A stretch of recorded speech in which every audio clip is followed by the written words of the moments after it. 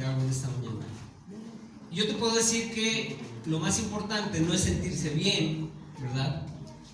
No es tampoco el mejor regalo que tú puedas dar, tampoco. O comer los guisos más exóticos servidos ahí en la mesa de la cena de esa noche, ¿verdad?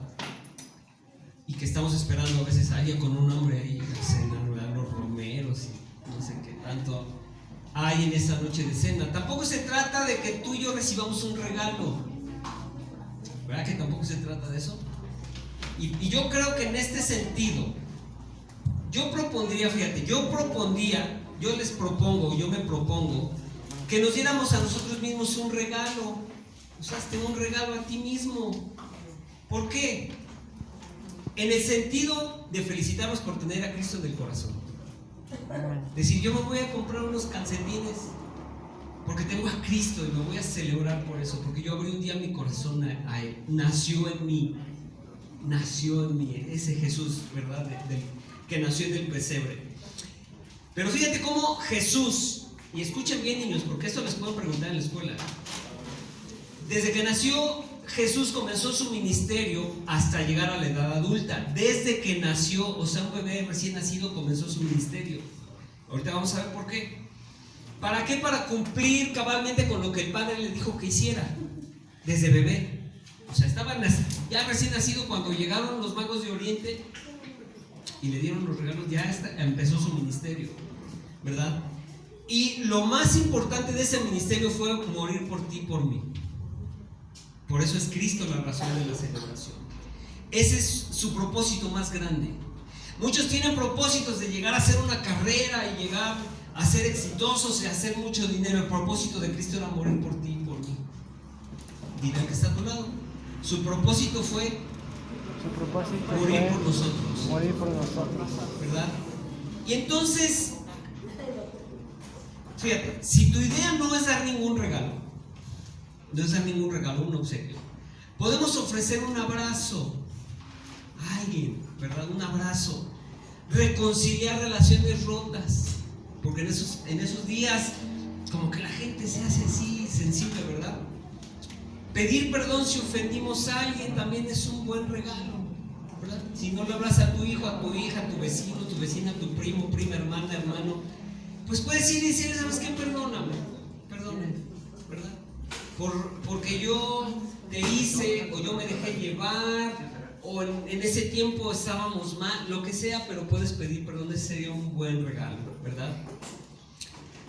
Y entonces yo creo y estoy convencido de que el mayor regalo que podemos dar es también de los mejores que hay en este mundo, es presentar a Jesús a aquellos que no le conocen, que pasan estos días y no conocen a Cristo. Ellos celebran por celebrar, ¿verdad? Y darle un sentido correcto a estas fechas, que sabemos que por historia Jesús no nació un 24 de diciembre, un 25. ¿Para qué? Pues para que Cristo sea la razón de la celebración, realmente, ¿verdad? En la vida de cada uno. Y entonces, amados, para esto vamos a ver y vamos a hacernos algunas preguntas, y es importante que lo sepas. No te estoy diciendo que no des ningún regalo, no, puedes darlo si quieres, pero con un sentido enfocado a Cristo, ¿verdad? No sé, a tus hijos, a tus hijas, un vecino, ¿sabes qué? Mira, te traigo este vasito de ponche, pero ¿sabes qué? La razón de esta noche es que Cristo vive en ti, que nazca en tu corazón, ¿verdad? Eso estaría padre. Pero entonces, yo les pregunto, ¿quién es Jesús? ¿Quién es Jesús? ¿Verdad? Como punto número uno de quién es Jesús, o la pregunta es, esto es para todos porque a veces nos preguntan y así nos quedamos como, pues, ¿quién es Jesús? ¿Verdad? ¿Quién es Jesús? Él lo que enseñó lo vivió, principalmente. Lo que enseñaba vivía, ¿verdad? Primero él y luego lo enseñó, ¿verdad? Y esto lo demostró a lo largo de su ministerio, ¿verdad? Otro punto importante es que siempre invitó a la gente a hacer algo para recibir su milagro. Y esto es importante y eso guárdalo en tu corazón. Él al hacer un milagro, él pedía que la gente hiciera algo por ese milagro, para que se cumpliera el milagro. O sea, no lo hizo así nada más porque lo hizo ya, ¿verdad? Y esto yo creo que no lo hacía él porque le interesaba ver cómo la gente se movía, o sea, decir, a ver si es cierto, ¿verdad? Sino para mostrarnos que debemos activarnos como hijos de Dios para recibir un milagro. Debemos de activarnos. Dile que está a tu lado, activarnos. Activarnos. No podemos sentarnos solo a recibir. No solamente estamos y recibimos, hay que dar también de nosotros mismos primero, ¿verdad?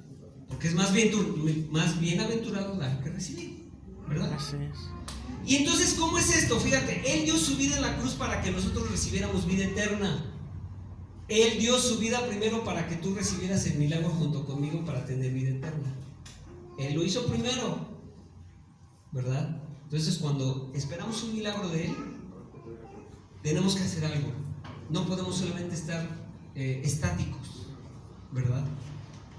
Por ejemplo, yo quiero felicitarlos a todos ustedes porque ustedes están demostrándole, a mí no, a Dios, que Dios es su prioridad el día de hoy, ¿verdad? Mis hermanos llegaron a las 10 de la mañana a su discipulado, nada más que la hermana Rosy se fue de última hora a Oaxaca, ¿verdad? Pero aquí estaban para su discipulado serio, ¿verdad?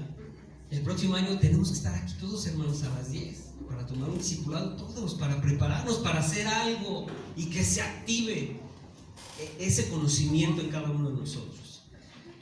Juan 10:10 dice, el ladrón no vino o no viene solo para hurtar, matar y destruir. Dice Cristo, yo he venido para que tengan vida y la tengan en abundancia.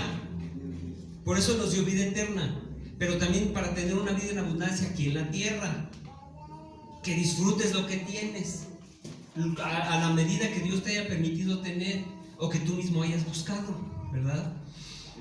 Pero esa palabra abundancia, fíjate, para que en esta vida tú disfrutes lo que tienes, tu coche, tu casa, tus posesiones, a tu familia.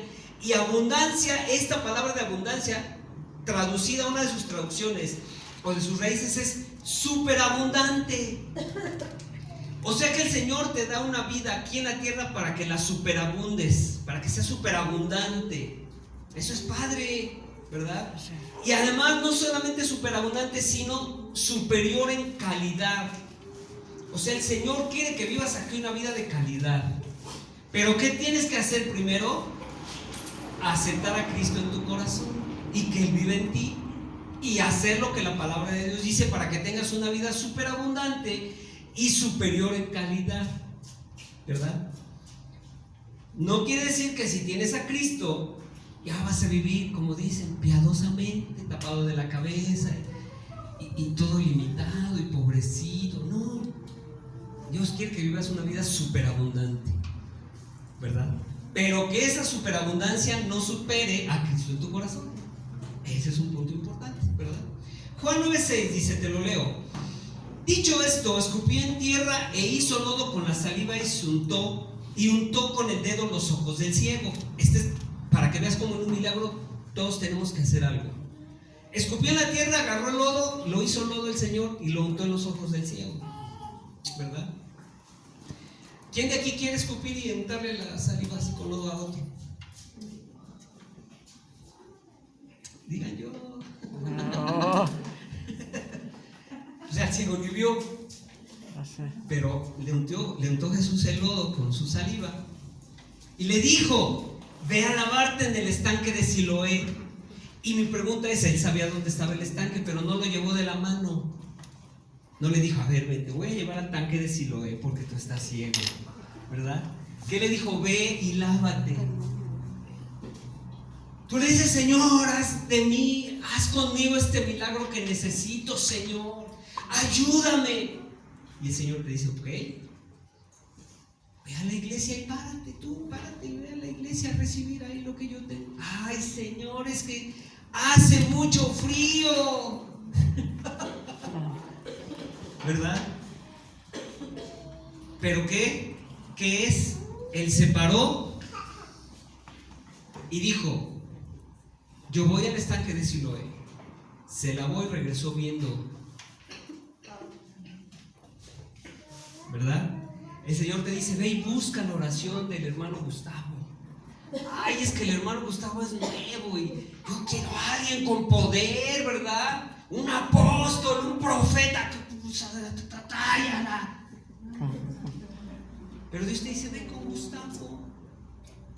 A ver, Gustavo, ora por mí. Y regresé viendo, ¿verdad? Ese es el punto, hermanos, que hay que hacer algo cuando Dios te diga que lo hagas, ¿verdad? Otro punto sería: Jesús también es nuestro pastor. O sea, el primer punto es: Jesús hace milagros, pero tenemos que hacer algo, ¿verdad? Resumiendo este punto. El siguiente sería: Jesús también es nuestro buen pastor, ¿verdad? Y dice que el buen pastor cuida de sus ovejas, ¿verdad? Dice Juan 10:11. Yo soy el buen pastor y el buen pastor da su vida por las ovejas. Dile al que está a tu lado: da su vida por mí. Da su vida por mí. Y ya la dio. Y ya la dio. ¿Verdad? Por eso fue crucificado en la cruz. Entonces, fíjate, un pastor asalariado cuida las ovejas por dinero. Dicen: yo las cuido porque me pagan, ¿verdad? Y mejor las cuido bien si no me pagan, ¿verdad? Mientras que el buen pastor lo hace por amor. Y el buen pastor es Cristo. A él no le interesa el monto, sino cuidar las ovejas por amor. Fue lo que hizo por nosotros. Por eso es Jesús nuestro buen pastor, ¿verdad? Y el buen pastor es dueño de las ovejas y se dedica a ellas. O sea, las tiene guardadas, ¿verdad? Por eso dice el Salmo que él, cuando se extravía una, él va y la busca y la regresa al redil. No le importa que sea una, pero él la cuida. Y así hizo conmigo. Estábamos extraviados, pero él nos trajo al redil otra vez, ¿verdad? Entonces, el Señor Jesús no solo lleva a cabo su tarea, sino que está dedicado a amarnos. Él nos ama. Por eso dio su vida en la cruz por ti y por mí, ¿verdad? La mayor prueba, pues, es esa, que dio su vida por ti y por mí. Entonces, amados, Jesús es también para nosotros, es otro nombre, aquí abusados para que vayan anotando. Jesús es el camino, la verdad y la vida. El camino, la verdad y la vida. Por eso dice la palabra de Dios que nadie va a llegar al Padre si no es por medio de Cristo. Nadie, absolutamente nadie. Ni hay un camino extra que digas: bueno, si yo le pedaleo por ese camino llego. No es cierto, no vamos a llegar. El único camino, ¿quién es? Jesús, ¿verdad? Y además, parafraseado, él dice, fíjate, y esto es bien importante, él dice que si no atravesamos esta vida con él, jamás llegaremos al Padre. Si tú y yo no atravesamos esta vida con Cristo, no vamos a llegar al Padre. El primer paso sería, pues, abrir tu corazón a Él y seguir en el camino que Él nos marca.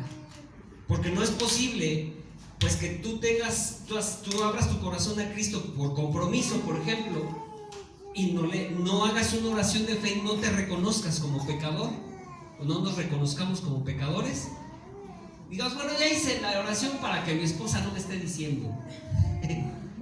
No vamos a llegar al Padre, ¿verdad? Pero tú y yo sí. Amén. Dile al que está a tu lado: tú y yo sí. Tú y yo sí. Entonces, a esto, hermanos, ¿quién era su papá? ¿Quién era el papá de Jesús? Porque es otra pregunta, ¿no?, que pueden hacer en la escuela. A ver, ¿quién es el papá de Jesús? ¿Quién crees que sea el papá de Jesús? Dios, claro, ¿verdad? Dios. O José, ¿no? Dios, ¿verdad? Porque la Biblia es clara en esto, ¿verdad? En el sentido de definir quién es el padre de Jesús, esto lo podemos ver a lo largo de los evangelios. Por eso es importante que leamos la palabra, los 4 evangelios. ¿Cuáles son? No, evangelios. Mateo, Marcos, Lucas, Juan. Hechos. 4. ¿Cuál? Mateo, Marcos, Lucas, Juan. Ajá, son 4 evangelios. El que decía Joan es el Pentateuco: Génesis, Éxodo, Levítico, Números y Deuteronomio. Como decían mis hijas, es Deuteronomio, pero ellos decían Deuteronomio. Entonces, como les digo, la Biblia es clara a través de los evangelios. Y Jesús constantemente y en varias ocasiones afirma que su Padre es Dios y es Él el que lo envió. Él decía: mi Padre me envió hacer su voluntad y yo hago lo que mi Padre dice, ¿verdad? Una pregunta ahí, ¿cuántas veces hemos hecho lo que nuestro Padre nos dice? Hablando de Dios, ¿verdad? No la contestes, ahí piensa en tu corazón. Entonces, dice que Él lo envió, además dice y asevera que la voluntad de su Padre hace en la tierra. Ahí podemos ver que somos individuales, o sea, tenemos un libre albedrío, pero que no podemos hacer lo que se nos pegue la gana, a ti ni tú ni yo. Obviamente, dentro de un balance, porque no vamos a decir, ay, hasta que Dios no me diga que vaya a trabajar, voy a trabajar, ¿eh? No, pues tampoco. Hasta que Dios me diga, voy a cuidar a mis hijos. No, tampoco. Ese es un balance, o sea, me refiero a hacer lo que tú quieras y lo que yo quiera es, pues, andar en los pasos que no debemos, ¿verdad? Entonces, tú y yo como Cristo debemos estar pensando en cada momento hacia la voluntad del Padre. Tú y yo tenemos que estar pensando en hacer la voluntad de Dios en nuestras vidas y que se vea reflejado el Evangelio a través de ti y de mí. Las buenas obras de Dios, no que tú seas bueno para hacer buenas obras, porque nadie es bueno como para hacer buenas obras, porque aún lo que tú hagas bueno, yo lo pongo en tu corazón. ¿Sí? ¿Yo? ¡Abusados! El Señor lo pone en el corazón de los hombres a hacer las buenas obras. O sea que mis buenas obras que yo haga ni siquiera es porque yo soy tan bueno, sino porque Dios vive en mí. Entonces, si Dios vive en mí, estoy seguro que yo puedo tener y puedo hacer buenas obras a través de lo que Dios quiera hacer en mí, ¿verdad? Entonces ya vemos la importancia de tener a Dios en nuestro corazón, a Cristo en el corazón, ¿verdad? Entonces, algo muy importante es que Cristo se convierte en Padre de muchos. Para eso tenemos que compartir cada uno de nosotros que le conocemos a los demás. Es muy importante, por eso les enfatizo y les digo, amados, tenemos que comprar estas Biblias para repartir a quien no conoce de la palabra. No es para, pues, si quieres tú regalarle a tus hijos una Biblia, hazlo, pero aparte compra unas para que regales a quien no conoce. Porque ¿qué caso tiene que yo compre una Biblia y se la dé a Dani que ya conoce a Cristo? La va a leer, va a ser de provecho para él, pero pues Dani ya es salvo, ¿verdad? Y los que no conocen, imagínate que Cristo naciera en su corazón en estas fechas, ¿verdad, hija? Me impacta la vida de esta niña, porque ahí viene sola, ahí viene a la iglesia. Ella viene sola, aunque vive aquí, pero dice, yo me levanto y voy a la iglesia. Muchos deberíamos hacer así, ¿verdad? Y cuando supo que él estaba en una iglesia aquí, bueno, parece que iba a ir a una feria. ¡Ay, aquí va a haber una iglesia! Así estaba. Gloria a Dios por su vida. Yo sé que esa niña va a llegar lejos. Entonces, fíjate, vamos a Mateo 1:18.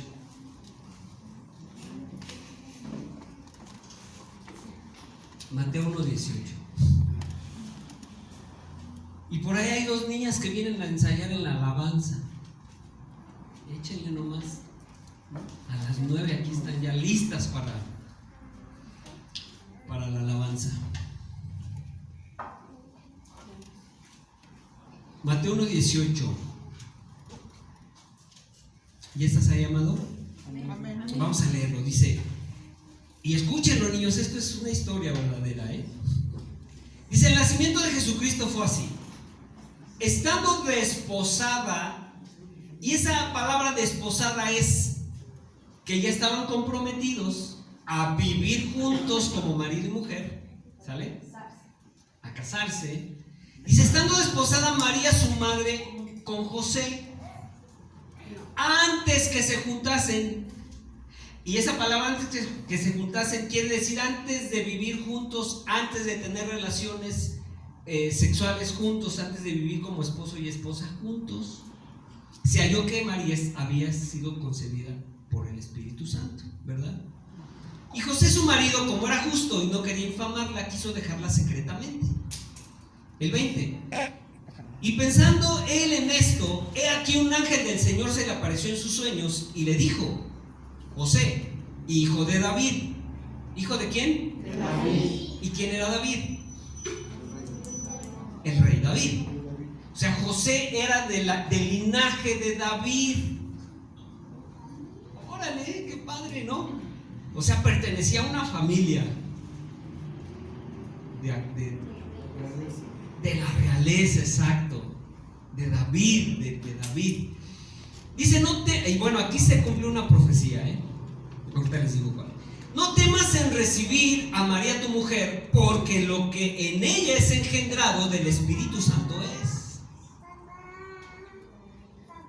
Y dará luz a un hijo, y llamará su nombre Jesús, porque él salvará a su pueblo de sus pecados. En otras traducciones dice Emmanuel. Así es que abusados, vayan a anotar. Ya les di 2 respuestas. Dice, todo esto aconteció para que se cumpliera lo dicho por el Señor por medio del profeta cuando dijo, el 23, he aquí una virgen concebirá y dará a luz un hijo y llamará su nombre Emmanuel, que traducido es Dios con nosotros.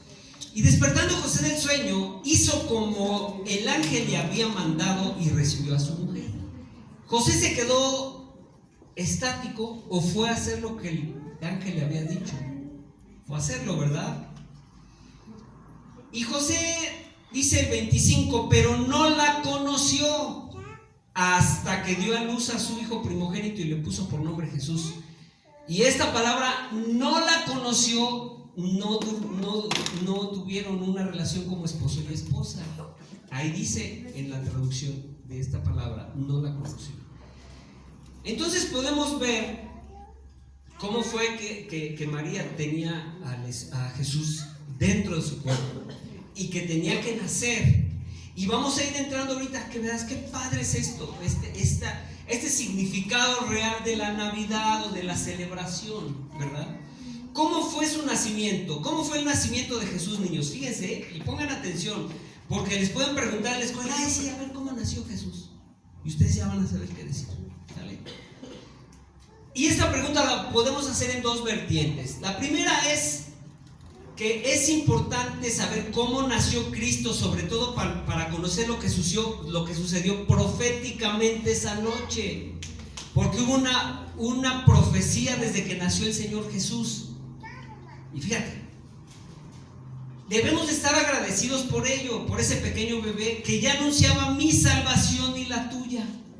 Desde que nació Jesús ya dijo, yo voy a rescatar a Gaby, a todos al nacer.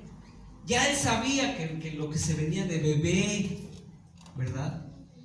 Por el oro, el incienso y la mirra que le dieron los magos de Oriente. Ya eso era una profecía.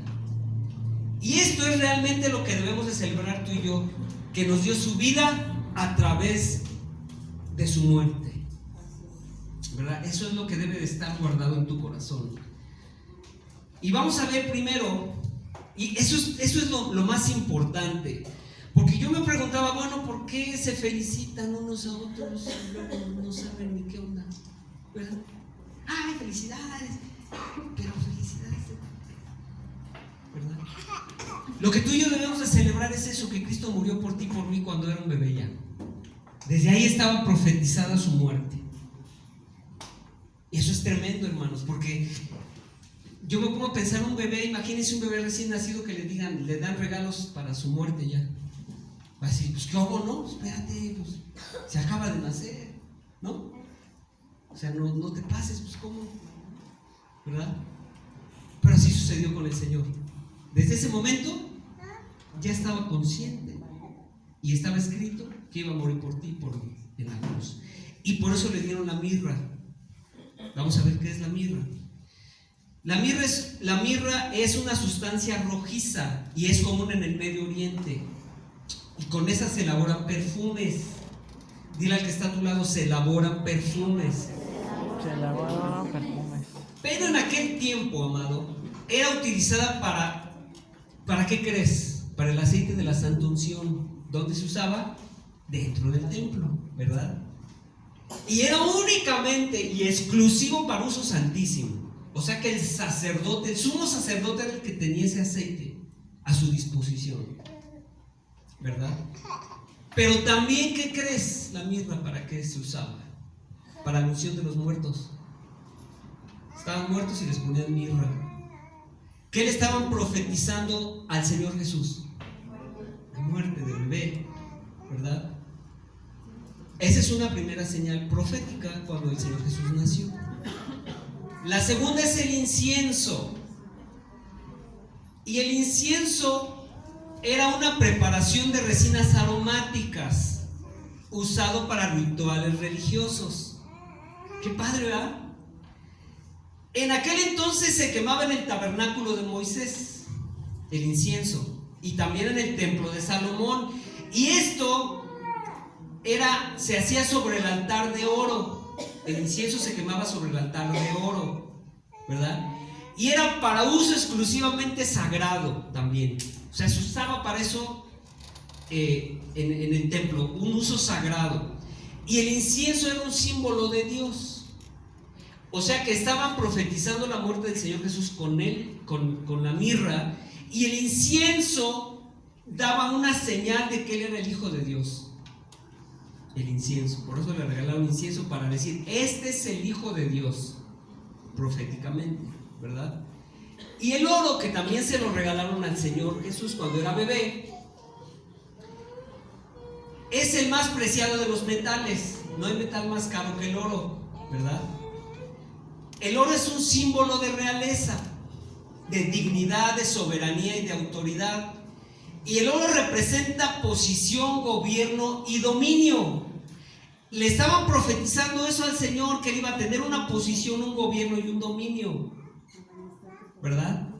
Que ya lo tenía desde que nació, por ser el Hijo de Dios. Y a la vez era un reconocimiento de la realeza del Señor Jesús, ¿verdad? Eso es precioso, ¿verdad? El oro, incienso y mirra. Que hoy ha sido tergiversado todo esto para hacer otras cosas, pero lo que nos debe de interesar es esto, ¿verdad? Ese es el primer punto, es la primera vertiente que vamos a ver, cómo fue su nacimiento y para qué. Lo segundo, amado, es las circunstancias en que nace. Y aquí también quiero que pongas tus 5 sentidos, porque vas a hallarle el sentido de por qué quiso vivir Cristo en tu corazón y en el mío, ¿verdad? Es las circunstancias en que nace el Señor Jesús. En un mesón, no pudo nacer en un mesón o en un lugar pues cómodo, bonito, ¿verdad? Y pues que si hubo lugar o no, que si le abrieron y cerraron las puertas tampoco, y pidió posada y menos, porque estaba todo lleno, porque era tiempo de los censos en ese momento, en aquel lugar. Pero la pregunta es que si tú o yo, o las personas que les hables de Cristo en estos días, le van a dar un lugar en su corazón. Ese es el punto. En aquel tiempo no le dieron lugar ninguno en una posada, en un hotel o en un lugar donde pudieran nacer María, porque como ya iban días de nacer, José la tuvo que llevar por el censo, ¿verdad? Aunque los judíos no podían ser reclutados en el ejército, sí les exigían pedir sus impuestos a los judíos. Entonces por eso tenían que entrar en el censo. Pero esa es la pregunta: ¿le vas a dar lugar a Cristo en tu corazón? ¿Verdad? ¿Le vamos a decir que sí hay lugar? ¿O le vamos a mandar al pesebre otra vez? Ay, no, güey, nace por otro lado. Así hay gente que lo hace hoy. Y mira, yo creo que en estos días, amado, se tiene que cumplir el propósito del nacimiento de Cristo. Y ese propósito es que Él halle cabida en el corazón de la gente. Que la gente se arrepienta, que la gente abra su corazón. Ese es un propósito eterno, ¿verdad? Es un propósito eterno. Y no seamos como esos que rechazaron a José y a María. Búscale en otro lado, otro corazón, ¿verdad? porque ahorita no hay lugar en el mío.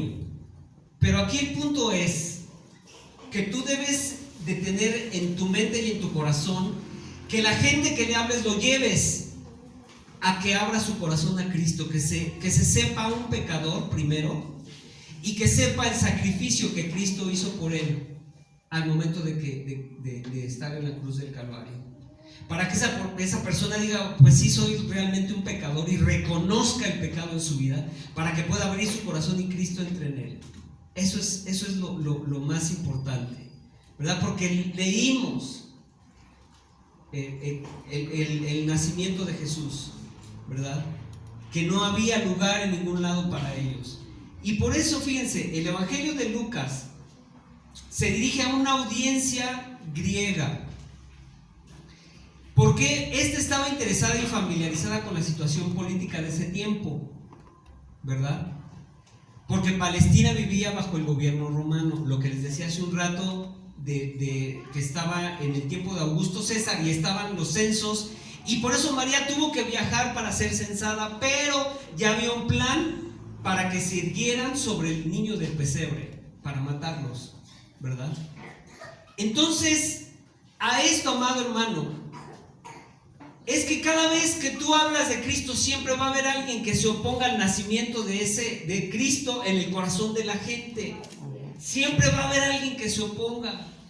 Si tú vas a ir a la cena de Navidad, o vas a estar con tus familiares, y no conocen a Cristo, y Dios te pone a hablar con ellos, siempre va a haber el que diga, no empieces de religioso, no empieces a hacer aquí tu show, ¿verdad? Porque estamos tranquilos.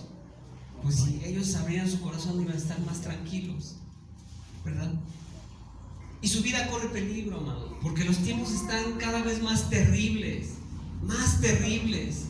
¿verdad? Y si no hablamos de Cristo, entonces estamos nosotros limitando. Tú ya recibiste el milagro. ¿Quién es nacido de nuevo aquí?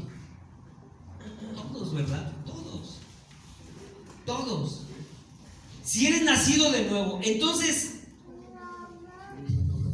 no seamos egoístas y compartamos de Cristo. Una forma de compartir de Cristo a las personas que no saben es comprar una Biblia. Son 50 pesos. 50 pesos, amado, que cuesta la Biblia Ilumina, que vamos a repartir haciendo evangelismo a gente que no conoce. Yo creo que es lo que salen 2 cocas, no sé ni cuánto cuesta, y yo creo que aquí nadie sabe, ¿verdad?, cuánto vale una coca. Me gustó decir. Pero puedes invertir en un regalo eterno, ¿verdad?, dando una Biblia. Y esa es una forma de compartir su palabra, ¿verdad? Dios ha prometido en su palabra, fíjate, que tenemos que hacer su voluntad primero, como les decía hace un rato. Y el hacer su voluntad y el estar haciendo la voluntad de Dios, a veces va a ser incómodo. A veces no vamos a poder tener una vida cómoda, ¿verdad? En el sentido de que al compartir el evangelio no les va a gustar a unos, a lo mejor se divide tu casa. Ay, no, yo no comparto eso, yo no estoy. No, pues que yo sí. Pero tenemos que permanecer, ¿verdad? Tenemos que permanecer en lo que Dios tiene, porque aún lo incómodo tiene significado en el plan de Dios. Dile al que está a tu lado, aún lo incómodo tiene significado en el plan de Dios. ¿Por qué, amados? Porque Dios tiene el control de la historia. ¿Verdad? Porque el nacimiento de Cristo fue profetizado desde Miqueas 5:2, ahí en Miqueas, ¿verdad? Miqueas 5:2. Vamos ahí para que lo veas, en el Antiguo Testamento.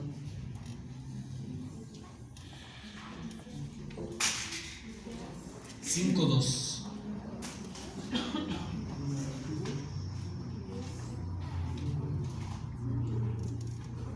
Miqueas 5:2.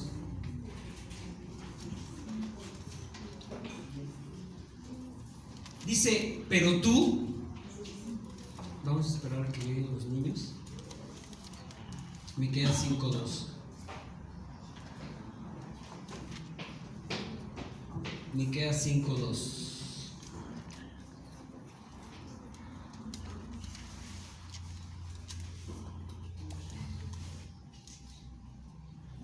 ¿Están aprendiendo, niños? ¿Sí? Miqueas 5:2. Capítulo 5, el número grande y 2 el pequeñito, ¿sale? Dice, pero tú, Belén Efrata, entre los pueblos de Judá eres un pueblo pequeño, pero llegarás a ser muy importante. En ti nacerá un rey de familia muy antigua que gobernará sobre Judá. Es una profecía de que allí iba a nacer el Señor Jesús. Por eso Dios tenía todo planeado, la cuestión de los impuestos, la cuestión del que gobernaba ahí, del que gobernaba ahí ese tiempo en Roma, y todo se acomodó. Dios tiene el control de la historia, Dios tiene el control sobre tu historia también, ¿verdad? Y como vimos, Jesús era descendiente del rey David, y José y María también, ¿verdad? Lo marcan las profecías que así tenía que ser.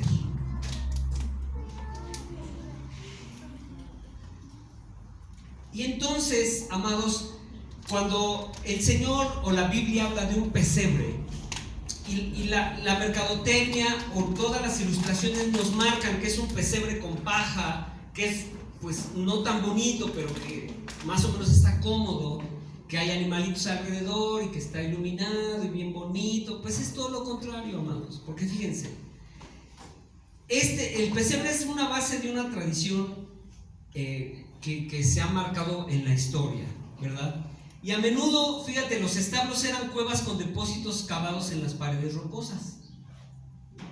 Los establos eran cuevas, una cueva, y los depósitos para tomar agua eran clavados, eran unos hoyos en las paredes de esas cuevas oscuras para que el ganado entrara y tomara agua de ahí, los pesebres. Y eso lo utilizaban también, esos huecos en las rocas de las cuevas oscuras, para darle de comer a los animales. ¿Y cómo podemos saber esto? Porque el diccionario dice que pesebre es un recipiente grande y alargado donde come el ganado doméstico, ¿verdad?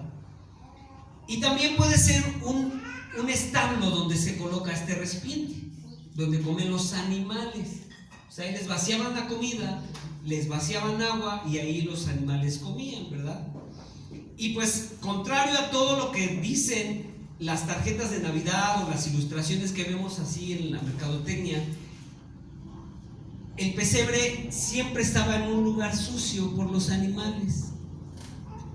Un lugar sucio alrededor de los animales, porque los animales pues no hacían sus necesidades y lo levantaban y lo echaban a la basura, ¿verdad? Ahí todo regado, y ahí fue donde nació el Salvador que nos salvó a nosotros, ¿verdad? Y obviamente esto no era un ambiente propicio para que naciera un rey, ¿verdad? El rey tenía que nacer en un palacio todo bonito, ¿verdad? Pero no, todo lo contrario, ¿verdad? Y entonces, al saber que es un pesebre y dónde nació Jesús, en un lugar sucio y oscuro, ¿verdad? El bebé, podemos hacer una analogía que hoy nacen los corazones más sucios y oscuros. ¿A poco no? Sí. ¿O me vas a decir que tu corazón era el más limpio para que naciera Jesús ahí? ¿Verdad que no? Entonces, eso nos debe de llevar a la reflexión de que aunque tú estés en una cena con tus familiares, con amigos, con vecinos, quizá ellos tengan el corazón más sucio de toda la colonia, pero tú puedes decirles, ¿sabes qué? Cristo puede nacer en tu corazón. Porque a lo largo de los años yo me he topado con gente que me dice, es que mi corazón está muy sucio y déjame, pues me compongo tantito. Pues no va a pasar si Cristo no entrante, si lo limpia. ¿Cómo debes de ver entonces a tu prójimo? Por eso dice el Señor, ama a tu prójimo como a ti mismo. Aunque tenga el corazón más sucio, Cristo puede nacer ahí, porque a Él no le importó nacer en un establo, no le va a importar nacer en un corazón totalmente sucio, ¿verdad?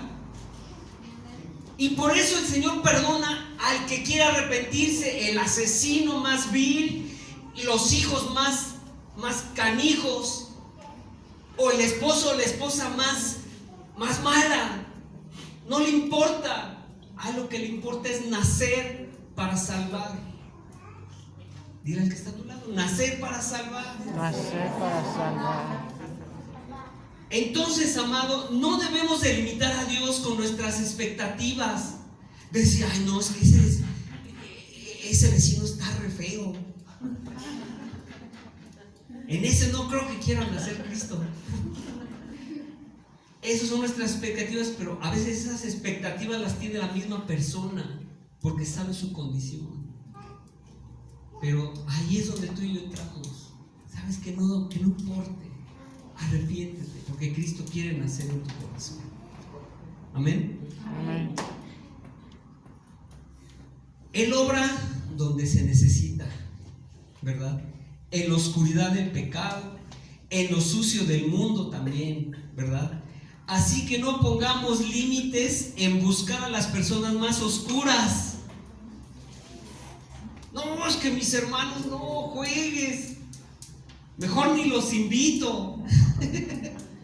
Pues hay que buscarlos, ¿verdad? Hay que buscarlos, porque Cristo está interesado en nacer en ellos, como estuvo interesado en ti y en mí, ¿verdad? Él nació en un pesebre, y un pesebre era algo donde servían de comer a los animales, hermano. Quizá estaba babeado, quizá tenía ahí todavía comida de los animales, medio lo limpiaron y ahí, órale, acostadito el Señor, ¿verdad? ¿Crees que le afecte nacer en un corazón oscuro?